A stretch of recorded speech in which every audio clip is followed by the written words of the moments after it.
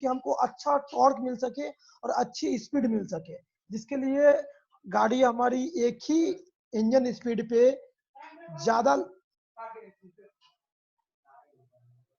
ज्यादा load carry कर सके। और जब गाड़ी आपकी कंडीशन रनिंग कंडीशन में आ जाए तो टॉर्क कम करके फोर्स ज्यादा कर दिया जाए। तो इनिशियल कंडीशन पे हमको टॉर्क ज्यादा चाहिए होता है, और जैसे जैसे गाड़ी रनिंग कंडीशन में आ जाती है और इस स्पीड की कंडीशन में आ जाती है, उस समय हम अपना टॉर्क कम करके फोर्स ज्यादा कर लेते हैं। ये सब हमको ड्राइव सिस्टम की हेल्प से ही होता है। ड्राइव सिस्टम मतलब गियर बॉक्स की हेल्प से। तो हम देखेंगे कि ड्राइव सिस्टम कितने टाइप के होते हैं और कैसे कैसे यूज करते हैं, उसके एडवांटेज क्या है, डिसएडवांटेज क्या है, इस पूरे के बारे में आप देखेंगे हम लोग। ठीक, चलते तो नेक्स्ट स्लाइड पे।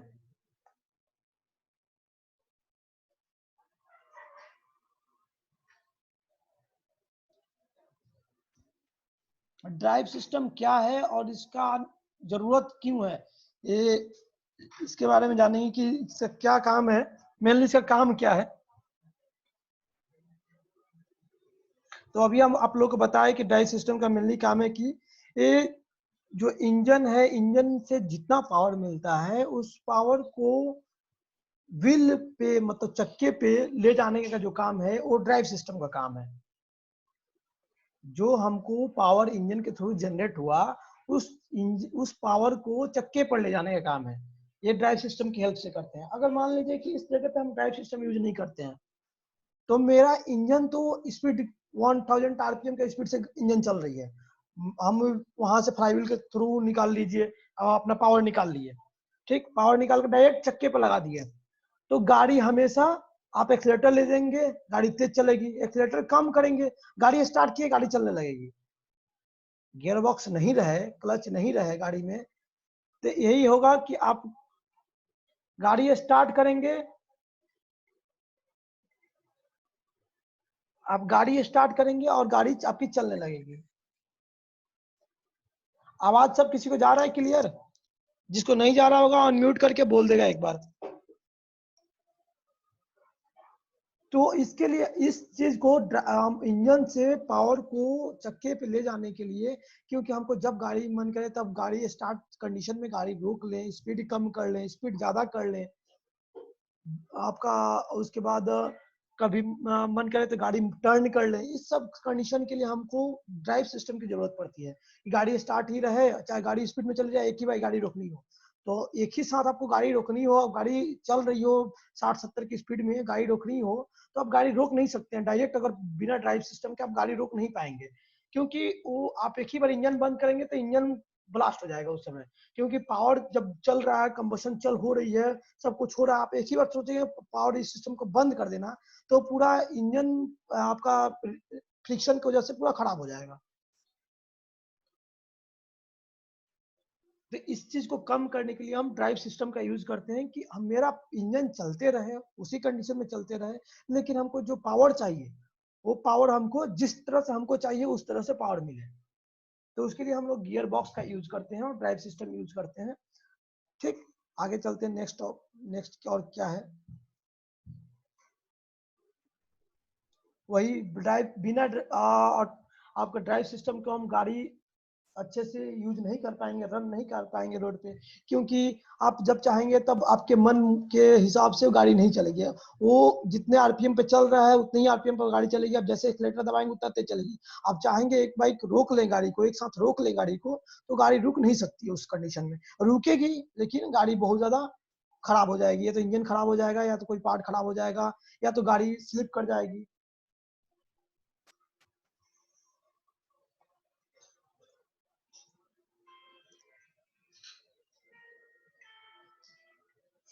फिर drive system plus very important good grip, यही वही काम करता है कि आप गाड़ी रोड पे चल रही है उस समय हमको अच्छा ग्रिप मिले, मतलब टॉर्क अच्छा मिले।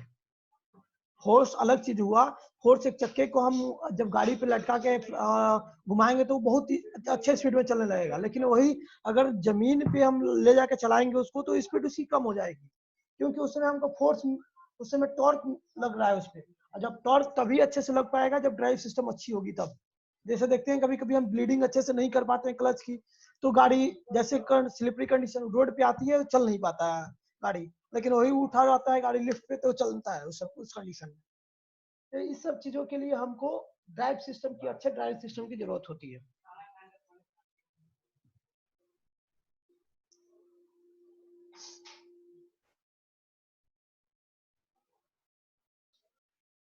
अब ड्राइव सिस्टम का टाइप देखते हैं, ड्राइव सिस्टम कितने टाइप का होता है।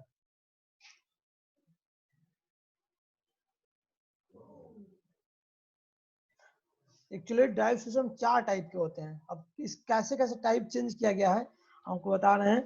जैसे front engine rear wheel drive, तो इंजन जो है वो फ्रंट साइड में रहेगा और जो ड्राइव सिस्टम रहेगा वो रियर साइड में रहेगा और रियर व्हील में पावर जाएगा। जो पावर जाएगा कहाँ जाएगा, रियर व्हील में जाएगा। इंजन फ्रंट साइड में और व्हील आपका पीछे है, ड्राइव पूरा पावर जो जाएगा पीछे वाले चक्के पे जाएगा। ठीक, दूसरा जो होता है वो फ्रंट इंजन और फ्रंट व्हील ड्राइव, मतलब आगे इंजन रहेगा और आगे ही पावर जाएगी।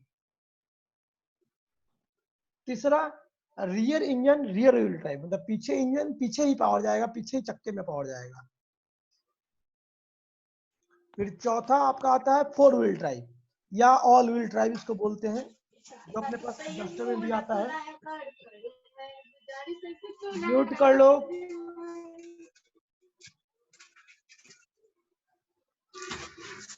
अब है पारस,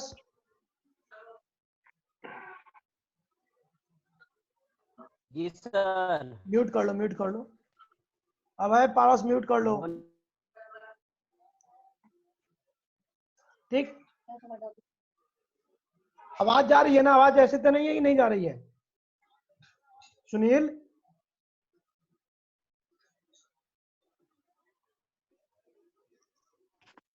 आ रही है सर।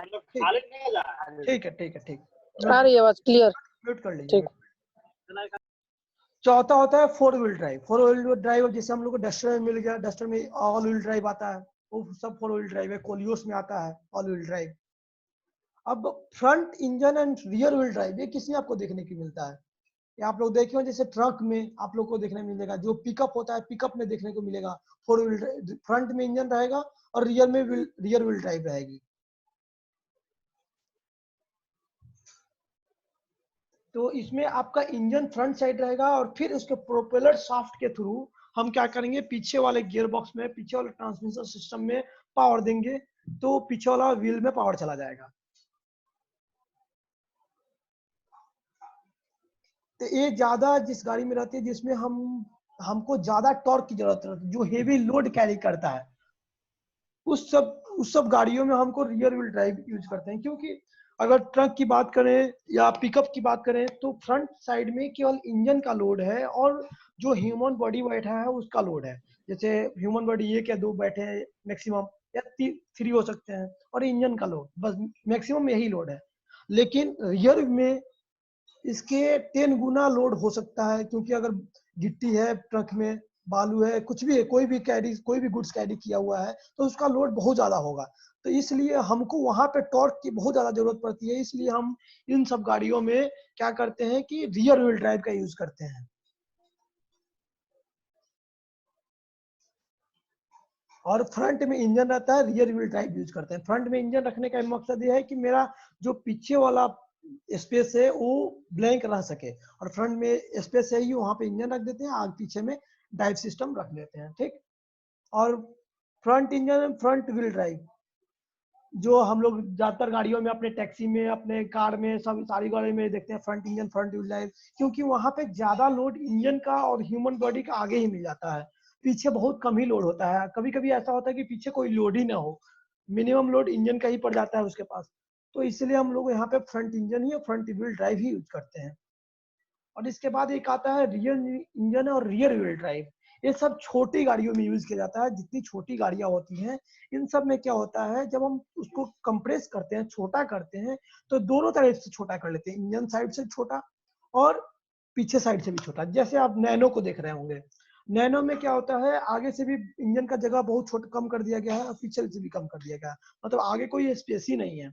तो उस केस में क्या होता है कि आपका इंजन तो वहाँ पे स्पेस कम करने की वजह से, छोटा गाड़ी बनाने की वजह से स्पेस ही नहीं बचा, तो इंजन को हम पीछे रियर में डाल देते हैं और रियर व्हील ड्राइव ही डाल देते हैं पीछे, उसमें फ्रंट व्हील ड्राइव नहीं डाल के रियर व्हील ड्राइव ही डाल देते हैं, क्योंकि जो लोड आएगा वो आपको लगभग अप्रॉक्स वहीं पे पहुंच जाएगा। तो इसलिए उसमें एक ही हम, क्योंकि बहुत छोटा है तो वहां पे टॉर्क की उतनी बात नहीं हो गया, उतना इतना छोटा इंजन हमको जरूरत पड़ेगी कि उतना टॉर्क को झेल भी नहीं पाएगा, तो उतनी टॉर्क में मेरा काम भी हो जाएगा कि रियर व्हील ड्राइव से मेरा काम हो जाए और एक छोटे व्हीकल में हम काम चला सके अपना। इसलिए वहां पे जैसे उसके ऑटो देख रहे होंगे, ऑटो में रियर व्हील ड्राइव ज्यादा यूज किया जाता है, क्योंकि आगे लोड बहुत कम रहता है, पीछे ही लोड सबसे ज्यादा रहता है उस समय। आप जो छोटा छोटा मैजिक आता है, ये सब जो गाड़ियां आती हैं इन सब में देखते हैं रियर व्हील ड्राइव और रियर इंजन ही यूज होता है ज्यादा। और 4 व्हील ड्राइव ज्यादा यूज किया जाता है स्लिपरी कंडीशन वाली रोड रहे, जो मड वाला रोड रहे, जो रेतीला जगह रहे, उन सब जगहों के लिए हम 4 व्हील ड्राइव यूज करते हैं। क्योंकि 4 व्हील ड्राइव ऐसा ड्राइव रहता है जिसमें हम हमेशा 4 व्हील ड्राइव यूज नहीं करते हैं। जब हमको उस कंडीशन में जाते हैं, उस जगह पे जाते हैं, तब हम उस इस चीज का यूज करते हैं, ऑल व्हील ड्राइव का यूज करते हैं, नहीं तो अन्यथा हम 2 व्हील ड्राइव ही यूज करते हैं जो फ्रंट में लगा रहता है। ठीक, आगे चलते हैं। ये आप देख रहे होंगे front engine and rear wheel drive. इसमें आगे में इंजन है, ये थोड़ा फोटो ब्लर आ रहा होगा आप लोग के पास, आगे में इंजन है और पीछे में आपको ड्राइव सिस्टम है। ये प्रोपेलर सॉफ्ट के थ्रू कनेक्ट है। ये क्या है, प्रोपेलर सॉफ्ट के थ्रू पूरा कनेक्ट है यहाँ पे। ठीक, इंजन से पावर जाता रहे प्रोपेलर सॉफ्ट के थ्रू ट्रांसमिशन में, ट्रांसमिशन फिर व्हील में देता है, रियर व्हील ड्राइव में, रियर व्हील चक्के में।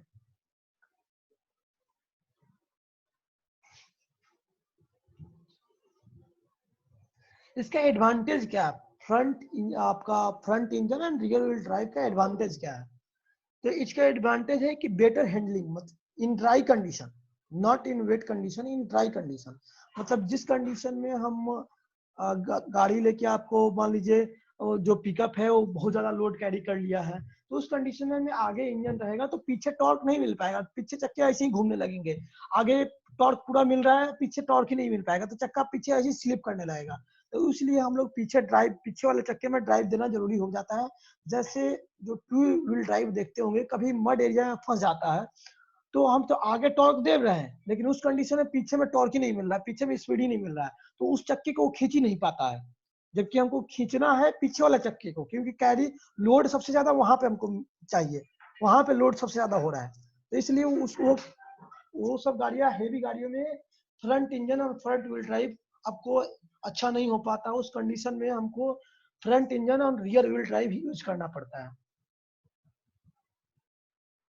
ठीक, इसके बाद ये क्या होता है, less costly and easier maintenance. Front engine and rear wheel drive ये कॉस्ट में थोड़ा कम होता है और इजियर मेंटेनेंस भी होता है, क्योंकि वहां पे स्पेस काफी रहता है और मेंटेन करने में दिक्कत नहीं होती है। और इवन वेट डिस्ट्रीब्यूशन, मतलब वेट का भी अच्छा खासा डिस्ट्रीब्यूशन हो जाता है। जब हम पीछे वाले चक्के से करते हैं तो वेट मेरा आगे वाले की तरफ बहुत कम है, पीछे वाले में बहुत ज्यादा वेट रहता है, तो वेट डिस्ट्रीब्यूशन भी अच्छे से हो जाता है, वो भी हम देख लेते हैं अच्छे से। अब इसमें देखते हैं इसका डिसएडवांटेज क्या क्या है।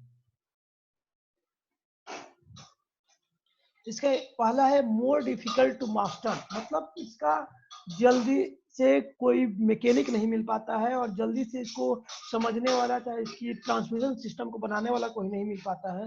ये डिफिकल्ट, इसका जो टेक्निक है वो समझना थोड़ा डिफिकल्ट होता है कि किस बेस पे काम करता है। प्रोपेलर शाफ्ट से वहां पर ट्रांसमिशन में गया, समझने के लिए कोई भी ट्रांसमिशन सिस्टम थोड़ा मुश्किल होता है, लेकिन ये थोड़ा उससे हेवी रहता है, क्योंकि इसमें गियर भी काफी हेवी हेवी यूज किए जाते हैं, क्योंकि हमको काफी ज्यादा लोड कैरी करना रहता है। और जब हम इस तरह का यूज करते हैं तो जो इंटीरियर स्पेस है वो कुछ कम हो जाता है। इंटीरियर स्पेस कैसे कम हो जाएगा, जहाँ पे एक तो इंजन जहाँ पे लगा है वहां पे तो मेरा इंजन का पार्ट हो ही गया, दूसरा जहाँ पे ट्रांसमिशन सिस्टम लगा है, जैसे बूट वाला एरिया में जहाँ पे हम अभी सामान रखने के लिए, गुड्स रखने के लिए, कैरी करने के लिए डिक्की वाला एरिया रहता है, जहाँ पे हम स्टेपनी यूज कर लेते हैं, उस वाले एरिया पे हम स्टेपनी तो यूज नहीं कर पाएंगे, क्योंकि वहां पे मेरा ट्रांसमिशन सिस्टम एक आ गया, एक वहां पे मेरा ट्रांसमिशन सिस्टम ऐड हो गया, बड़ा सा ट्रांसमिशन सिस्टम ऐड हो जाएगा, तो उस वाला एरिया आपका उससे कवर हो जाएगा, तो इंटीरियर स्पेस जो आपका होगा वो कम हो जाएगा। और उसके बाद वेट भी इंक्रीज हो जाएगा, प्रोपेलर शाफ्ट का वेट इंक्रीज हो ही गया। फिर हम यहाँ पे जो कंबाइंड में हम जो कंप्रेस करके ड्राइव सिस्टम यूज कर लेते हैं, वो यहाँ पे नहीं कर पाएंगे, यहाँ पे अलग अलग करना पड़ेगा आपको, इंजन इधर और ड्राइव सिस्टम इधर। ठीक, चलते हैं नेक्स्ट टॉपिक पे। Four front engine and front wheel drive, जो हम कार में अक्सर यूज करते हैं, कार हो गया चाहे कोई भी छोटी गाड़ी होगी, सब में लगभग वो front engine and front wheel drive he use किया जाता है। तो इसका मेन पर्पस है क्योंकि वहीं पे ज्यादा लोड हमको कैरी करना रहता है, तो अच्छे से पावर मिल सके, और इसमें कोई आपको सॉफ्ट की जरूरत, प्रोपेलर सॉफ्ट की नहीं जरूरत पड़ती है, तो एक आपका वो खर्चा बच गया, ट्रांसमिशन पावर अच्छा हो जाता है। चलिए इसका एडवांटेज देख लेते हैं, एडवांटेज क्या क्या है इसमें। अब हम एक ही जगह पूरा इंजन और ट्रांसमिशन सिस्टम यूज कर लिए, तो इससे क्या होगा, इंटीरियर जो स्पेस है वो इंक्रीज हो जाएगा, वेट आपका कम हो जाएगा, कॉस्ट भी आपका कम लगेगा, क्योंकि एक ही जगह वो प्रोपेलर शाफ्ट की यूज ही नहीं पड़ा, तो उसका तो कॉस्ट बचा ही बचा। एक अलग से ये आपका ट्रांसमिशन सिस्टम यूज करते हैं, उसका भी कॉस्ट बचा, प्लस बेटर माइलेज। जब वेट कम हो जाएगा तो माइलेज तो अच्छा होना ही होना है। ठीक, अब आगे चलते हैं, इसका डिसएडवांटेज देख लेते हैं, डिसएडवांटेज क्या क्या है।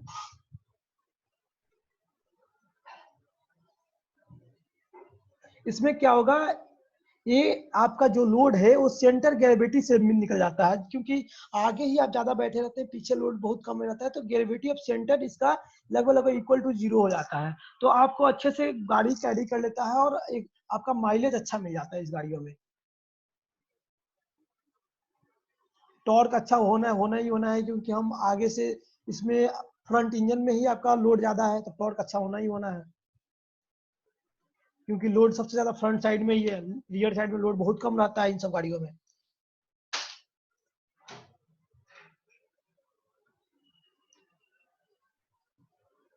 फिर है rear engine and rear wheel drive.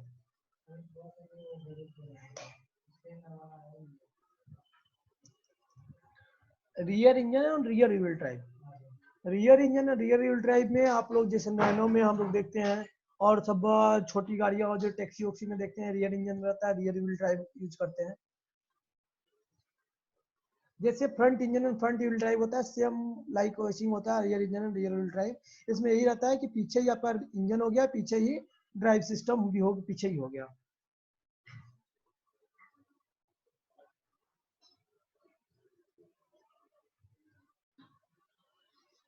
इसमें भी आपको प्रोपेलर शाफ्ट की जरूरत नहीं पड़ेगी।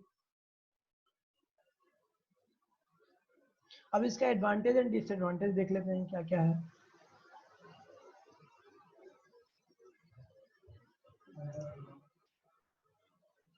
देखिए फ्रंट इंजन, इसका वेट कम होगा, क्योंकि ये भी same same like front engine front wheel drive की तरह है, rear engine and rear wheel drive. इसमें यही है कि आगे आपका कुछ नहीं रहेगा, पीछे ही आपका सब कुछ रहेगा। ठीक,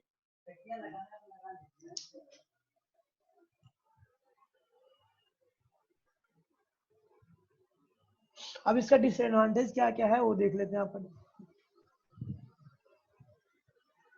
अब देखिए आपका रियर व्हील ड्राइव हो गया, अगर हम इस कंडीशन में हम देखें, जब गाड़ी आपकी चल रहे हैं लेके, जब आगे भी लोड, आगे भी मड एरिया में चल रहे हैं, तो उस कंडीशन में पहला तो चक्का मेरा फर्स्ट वाला ही जाएगा। कौन सा पहला चक्का जाएगा? फ्रंट वाला। ये तो रियर व्हील ड्राइव है ना, तो ये वाले चक्का तो पहले बाद में जाएगी, पहले तो ये वाले चक्का जाएगी। तो इस कंडीशन में इसमें तो कोई पावर है नहीं, पावर है पीछे वाले चक्के में। तो ये वाला जब कंडीशन मड में जाएगा, तो हम पावर जब इंक्रीज करेंगे तो ये पीछे वाले चक्के पे जाएगा, मतलब ये पावर ट्रांसमिट करेगा इसको, लेकिन यहाँ पे पावर कोई है ही नहीं है। तो इस कंडीशन में ये बहुत ज्यादा हार्मफुल हो जाता है कि आगे पावर डिस्ट्रीब्यूट ही नहीं कर पाता है, ये गाड़ी वहां पे फंस जाती है और स्लिपरी कंडीशन में आगे नहीं बढ़ पाती है। तो इसीलिए हम लोग ज्यादा फ्रंट इंजन और फ्रंट व्हील ड्राइव यूज करते हैं। इसमें ब्रेकिंग सिस्टम में दिक्कत होती है क्योंकि पीछे वाले चक्के पे ज्यादा हमको पावर मिल रहा है और ब्रेक जब यूज करते हैं तो पीछे वाले चक्के पे ही ज्यादा ब्रेक लगेगा।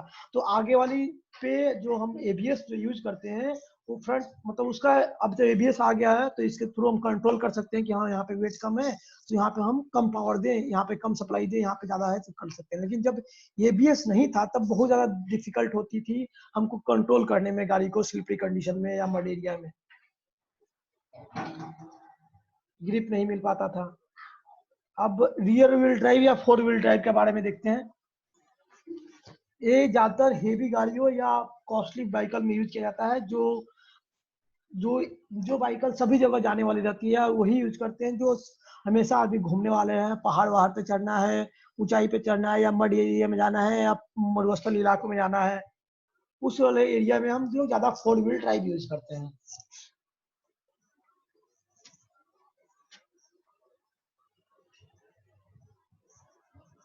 अब फोर व्हील ड्राइव में आपका इसमें क्या क्या है, इसमें आपको इसमें इसका कॉस्ट सबसे ज्यादा होता है। क्यों? क्योंकि आपको इसमें फ्रंट व्हील ड्राइव तो यूज कर रहे हैं, साथ में रियर व्हील ड्राइव भी यूज कर रहे हैं।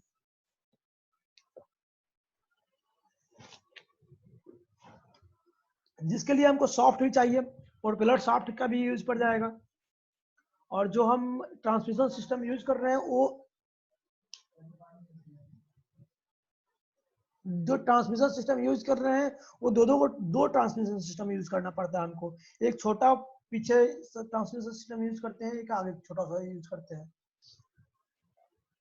आगे तो जो ट्रांसमिशन सिस्टम रहता है वो सेम रहता है, पीछे एक छोटा सा और यूज करना पड़ता है हमको ट्रांसमिशन सिस्टम।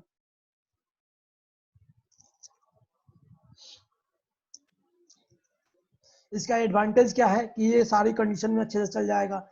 आपको कोई भी कंडीशन रहे, या तो स्लिपरी कंडीशन हो या तो आपको रेगिस्तान वाला इलाका हो या मडी एरिया हो, कीचड़ वाला स्पेस हो, सभी कंडीशन में अच्छे से चलेगा। कहीं स्लिपरी कंडीशन नहीं आएगी। ग्रिप भी अच्छा मिलता है इस कंडीशन में। और इसका एडवांटेज ये है कि इसका कॉस्ट सबसे ज्यादा हो जाएगा, माइलेज कम हो जाएगी। ऐसा हम डिसएडवांटेज इसमें लिख नहीं पाए हैं, ऐड नहीं कर पाए। डिसएडवांटेज इसका यही है कि इसका कॉस्ट ज्यादा हो जाएगा, माइलेज कम हो जाएगी। ठीक, यही दो डिसएडवांटेज है। अब अनम्यूट कर लीजिए, कोई क्वेश्चन है तो पूछ सकते हैं आप लोग।